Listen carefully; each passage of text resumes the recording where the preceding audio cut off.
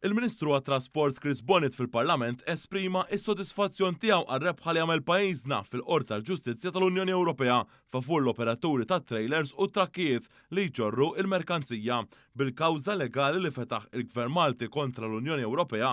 Kumpaniji Maltin u Awċin li operaw fil-pajjiżi Ewropej jistgħu jibqgħu fil-pajjiż li jesportaw fih mingħajr l-obbligu li jirritornaw lura Malta kif kienu imġela qabel bir-regola ġdida tal-Kummissjoni Ewropea. Din is-sentenza hija prova tan-natura proattiva ta' pajjiżna fit-tmexxija ta' interessi nazzjonali fl-arena Ewropea.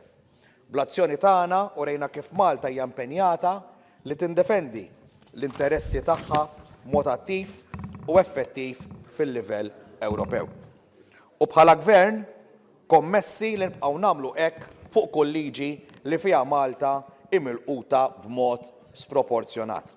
Issa l-operaturi lokali se jiffrankaw l-ispejjeż żejda li kienu imposti mill-Kummissjoni Ewropea stmati li kienu se jlaħqu għal aktar minn 5 miljun euro fis-sena, dan flimkien ma' inqas konsum ta' fuels, inqas ivvjaġġar bla bżonn u allura inqas tniġġis fl-arja.